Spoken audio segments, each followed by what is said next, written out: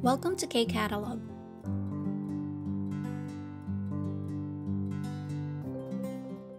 Level 3, Unit 16, page 205 ng textbook. First, grammar tayo. Grammar natin is dongsa or hyungyongsa, verb or adjective plus the grammar ultende. So, dalawa yan, no? Ultende, ito, nasa baba, at saka real tende. Dito muna tayo sa explanation. 어떤 내용에 대한 말하는 사람이 추측을 나타낸다. So, again, pag sinabing 추측, it means guess or assumption.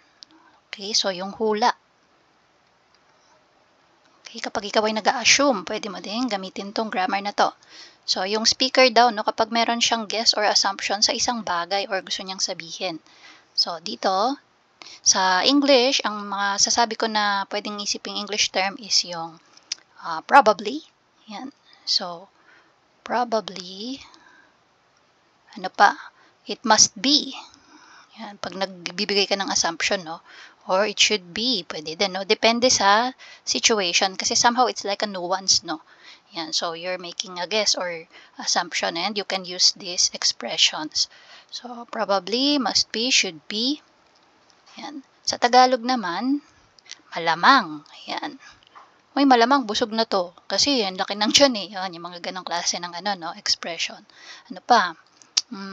Sa tingin ko, pwede din, no? Or pwede din naman na siguro, pwede din yan, no?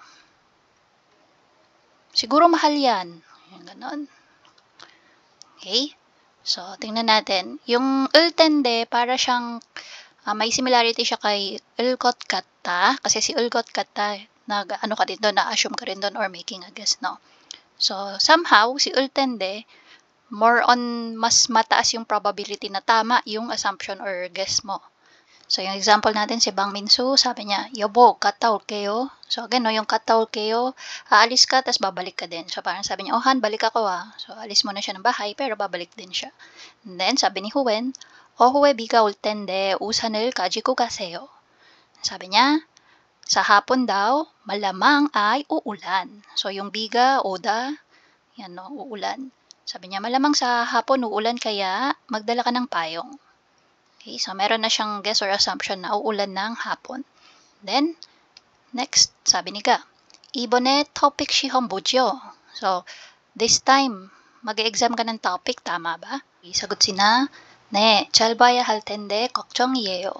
So, dito, yung 잘 보다, ginagamit natin yung expression na yun pag sa exam. Pag gusto nating sabihin na, galingan mo sa exam. 시험 잘 보세요. Yan. So, dito, ang sabi niya, 잘 봐야 할 텐데 걱정이에요. So, 걱정, no? Nag-worry daw siya. So, ano yung pinaka-assumption niya dito or guess niya? Dahil sinabi niya na kailangan galingan ko yung exam. So, siguro ang ina-assume niya dito is mahirap yung exam this time. Okay? So, 잘 봐야 할 텐데 걱정이에요. Kailangan galingan ko ngayon sa exam or I should do well in the exam and I'm worried. So, dito na pumasok yung should na salita. So, sa Tagalog natin, kailangan. Okay, so kailangan galingan ko ngayon, nag-worry tuloy ako. Parang ganun yung gusto niya sabihin dito. Okay, so again, yung pinaka ina-assume niya dito is yung exam malamang mahirap.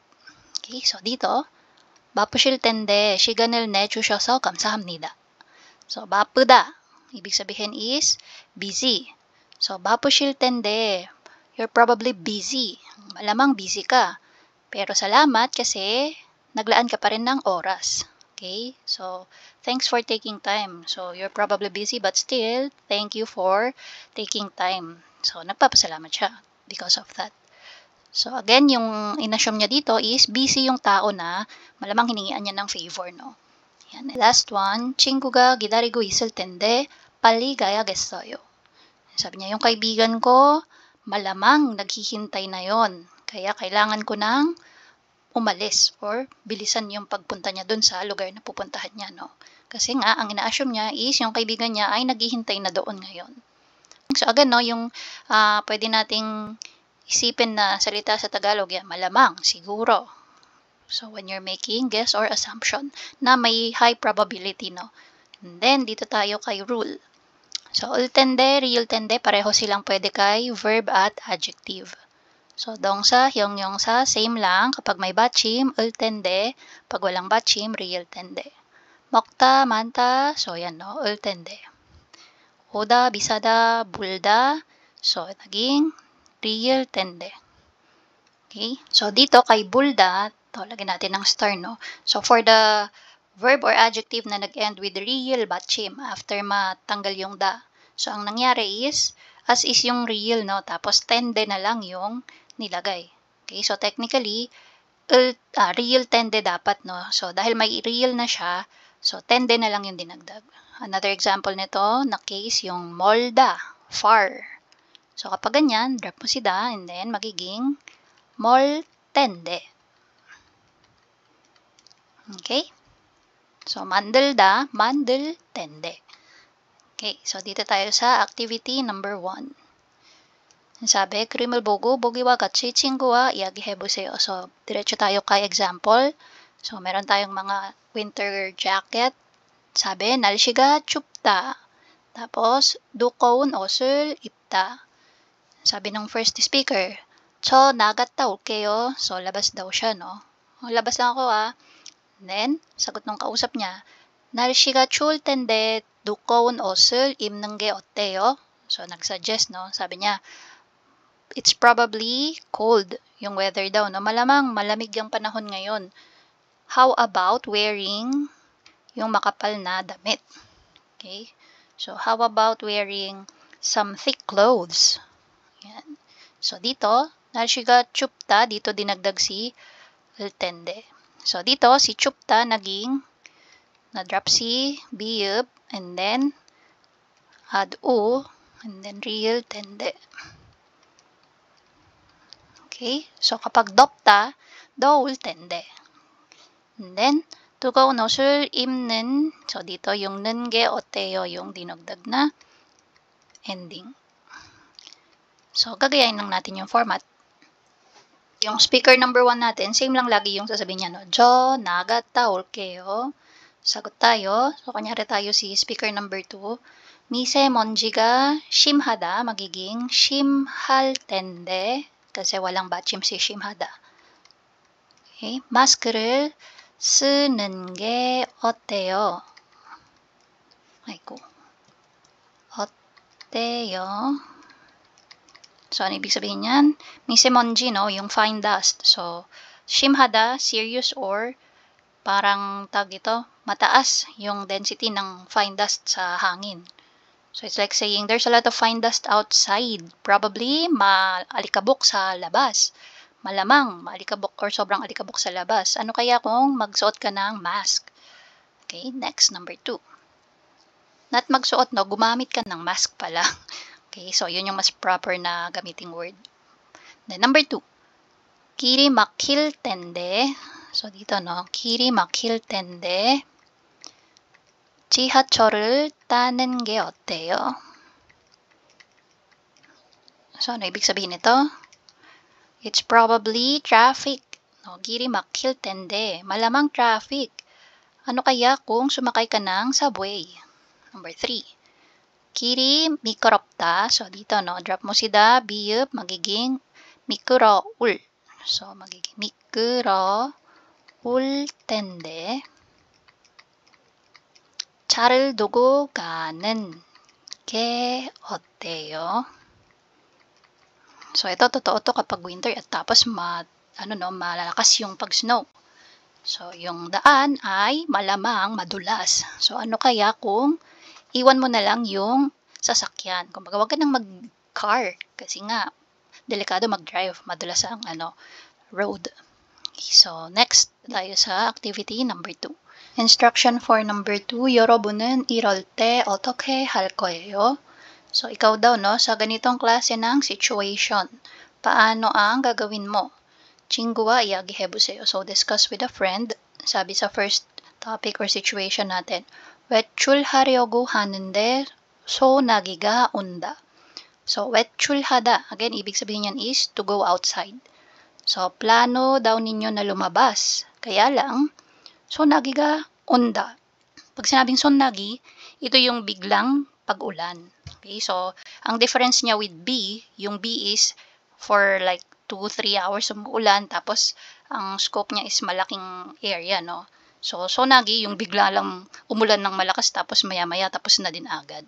Okay, so yun si sonagi. Sudden rain shower, kumbaga. And then, another situation, 식당에 갔는데 사람이 너무 많다. So, nagpunta daw kayo sa isang kainan or restaurant, kaya lang, sobrang daming tao. So, anong gagawin kapag ganyan? Tingnan natin yung example nila. Sabi ni Jason, 소나기가 오는데 어떻게 할까요? So, situation niya is yung unang sinabi. Ayan, yung balak nilang lumabas. So, anong sagot ng kausap niya? 곧 그칠 텐데 잠시 후에 가요. So, 곧, ibig sabihin niyan is almost. Halos sa Tagalog. And then, 그치다. From the word 그치다 to, no? Ibig sabihin to stop. Tapos siya yung dinugtungan nung real tende na grammar. So, ang assumption niya is probably or malamang patapos na. Okay, pahinto na yung ulan. Kaya ang sinasabi niya is 잠시 후에 가요. So, maya-maya na tayo lumabas. Okay, so saglit lang, parang stay lang sila dun saglit and labas na sila pagkahinto. Kasi nga ang assumption niya is papatapos na din or pahinto na yung ulan. Okay, so how about yung second situation? 식당에 갔는데 사람이 너무 많다. So, kunyari si Jason no, siga. Anong sasabihin niya? And ano naman ang sagot nila? Gawan natin yan. So, para hindi tayo mahirapan, gayahin natin yung format na ginamit nila.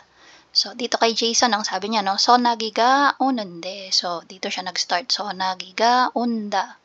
So, tayo din, dito tayo kay 사람이 너무 많다.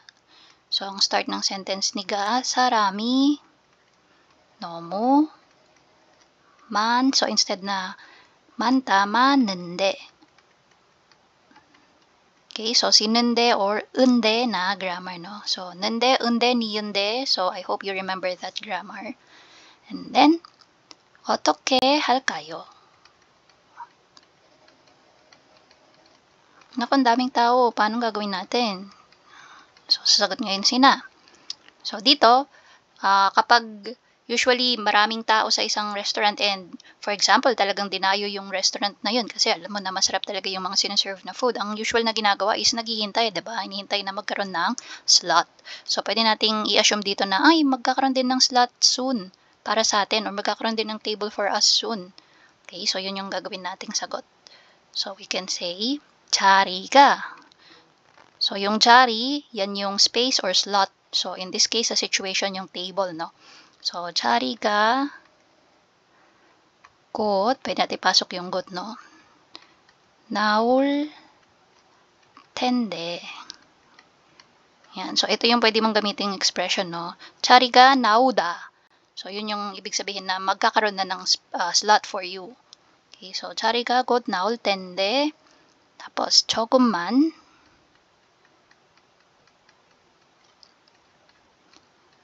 기다리는 게 어때요?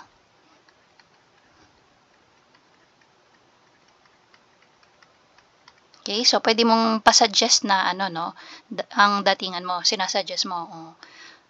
Probably magkakaroon din ng slot for us. So, ano kaya kung maghintay tayo ng konti? Okay, so that's for number 2 activity. Okay, so again, yung ating grammar this time, ul tende, real tende. Pwede kay verb, pwede kay adjective, and ginagamit mo siya when you're making an assumption na mayroong high probability na yung hula mo na yon is tama, ano. Okay, so may similarity siya kay 것 같다.